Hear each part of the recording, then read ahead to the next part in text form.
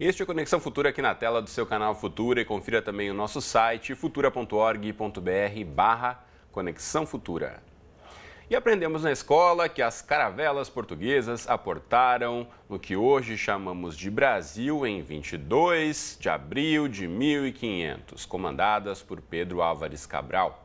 Aprendemos também que os europeus encontraram nas nossas terras pessoas que já viviam aqui e que tinham outras culturas, línguas e modos de existência. Durante os anos escolares, não se ensina muito mais do que isso sobre os indígenas, mas, felizmente, essa realidade está mudando. O Instituto Socioambiental, o ISA, lançou o livro Povos Indígenas no Brasil Mirim. O objetivo é desconstruir a ideia de que os povos nativos são história do passado, aproximando as crianças brasileiras dos temas indígenas e da realidade contemporânea dos ameríndios. Depois de vasta pesquisa e longo trabalho de organização, o ISA agora espera uma ação do Ministério da Educação para distribuir o livro para as escolas do país. Quem conversa mais com a gente sobre essa iniciativa é a Tatiane Klein, que é jornalista, antropóloga e pesquisadora do Instituto Socioambiental. Tatiane, bem-vinda à Conexão Futura, tudo bem com você? Tudo bem, boa tarde. Boa tarde. Quero começar ouvindo de você um pouquinho sobre o processo de pesquisa e dessa linguagem de contar um pouco da história dos índios para as crianças. Por que esse recorte, essa escolha desse foco, Tatiane? Sempre foi estratégico para o programa Povos Indígenas no Brasil, aqui do Instituto Socioambiental, falar com o público amplo, seja de educadores, jornalistas, até parlamentares e outros tipos de formadores de opinião. E por isso, acho que desde a década de 80, tem se feito um trabalho de produzir materiais informativos que traduzem aquilo que os antropólogos, indigenistas têm encontrado em campo com os povos indígenas, em tantos anos de trabalho. Desse trabalho de pesquisa que foi iniciado na década de 80, surgiu uma enciclopédia, que é a Enciclopédia Povos Indígenas no Brasil, criada em 1900. Alô, Tatiane, você está me ouvindo? A gente teve um pequeno probleminha na conexão da Tatiane. Alô, Tatiane, você volta a me ouvir agora? Acho que a gente está com um probleminha na conexão de internet com a Tatiane. Alô, Tatiane? Te ouvindo. Você está me ouvindo agora? Beleza, então. Você falava para a gente sobre a enciclopédia e quando você ia contar o ano em que ela foi lançada, houve uma quebra no áudio. Você pode recomeçar daí para a gente, por favor? Tá. Então, a enciclopédia foi lançada em 97, com verbetes sobre quase todos os povos que existem no Brasil. Ela está sempre em constante atualização.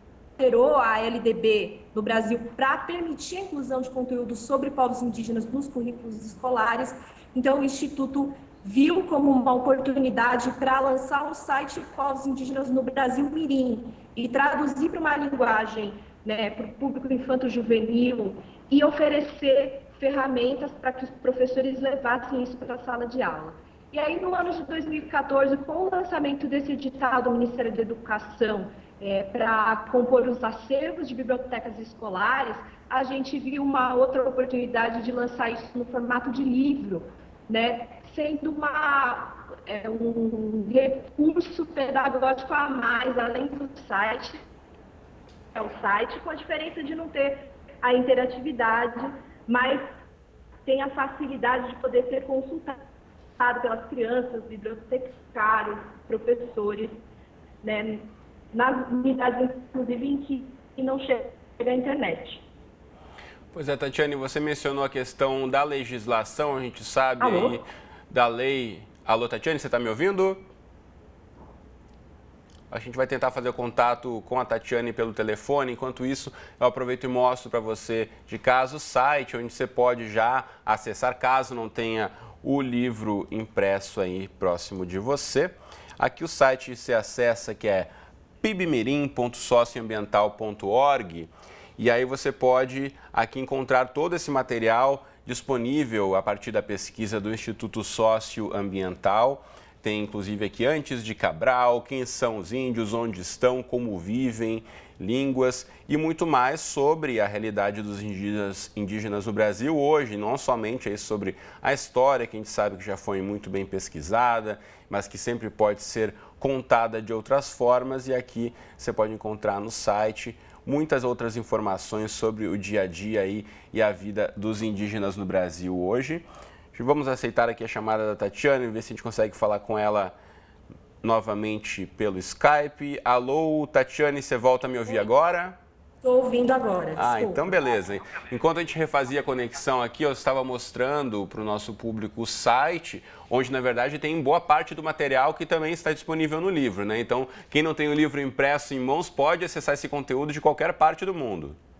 Pode sim. Inclusive o site está traduzido para o inglês, para o espanhol, para outras línguas, graças a parcerias que a gente estabeleceu com o Instituto Goethe, com outras instituições que financiam ou apoiam o Instituto Socioambiental. Mas outros parceiros que também nos ajudaram nessa trajetória de colocar os conteúdos no ar, como o Museu de Arqueologia e Etnologia da USP, né, que fez e a ocupação do território que a gente chama de Brasil hoje, pelos povos ameríndios. A gente está com um probleminha novamente no áudio aqui com a Tatiane, a gente vai tentar pedir para a produção refazer o contato com ela pelo telefone, enquanto eu volto a mostrar para você de casa aqui o site. Vamos lá aqui, ó, informações sobre os índios nos dias de hoje. Aí, segundo os dados mais recentes do IBGE, são 240 povos indígenas no Brasil, com mais de 800 mil pessoas, falando mais de 150 línguas indígenas. Essa informação aí que muita gente não tem, acha que são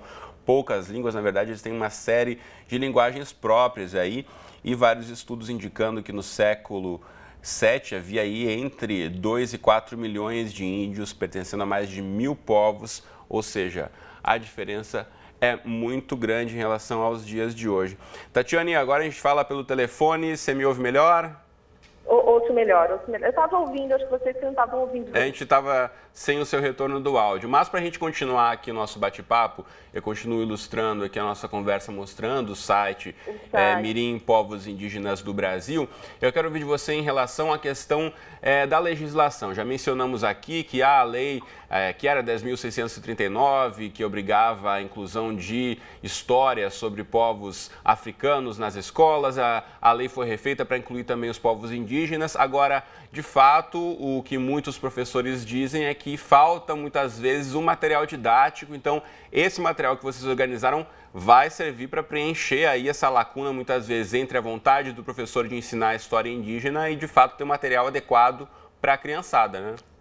Sim, esse material, apesar de ele não ser propriamente didático, né, afinal a gente não é como as editoras que produzem materiais para as escolas, né, encaixados com as expectativas de aprendizado de cada uma das séries, etc., ele é um rico material de apoio para esses professores. E o que a gente percebe, no contato que a gente tem com as editoras comerciais, é que a edição da lei fez com que eles tivessem a obrigação de colocar essa temática em pauta. Mas ela ainda aparece de forma muito subsidiária, muito pontual nesses materiais, e não com a centralidade que a gente acha que o tema deveria ter, né? Tanto para diminuir o preconceito contra essas populações, quanto para permitir que os alunos tenham uma percepção mais real do que é a história e do que é a realidade atual do país, né? Do que essas populações representam para o Brasil.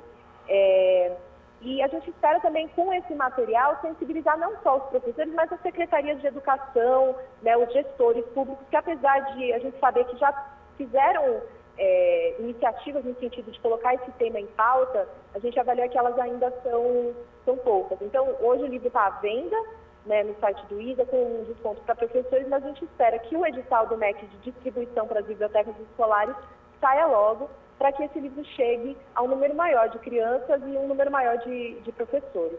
E o site, como você estava dizendo, está acessível para o público em geral, com esses mesmos conteúdos. E a gente espera que ele continue sendo bastante utilizado, como ele é hoje, para apoiar os professores nessa difícil tarefa que é desmistificar, desconstruir a ideia que se tem sobre os povos indígenas, ainda muito calcada em uma história do passado, em uma visão genérica sobre povos que aparentemente não existem mais. O que o ISA trabalha para mostrar é que eles são vivos, têm direitos, têm culturas que não estão sendo aculturados, né, como se costuma dizer por aí. Muito bem, então. Tatiane Klein, antropóloga e pesquisadora do Instituto Socioambiental, muito obrigado pela nossa conversa, por essas informações e por disseminar um pouco mais aí da cultura indígena, não só do passado, mas também do presente no nosso Brasil. Obrigado, Tatiane. Obrigada, boa tarde. Boa tarde.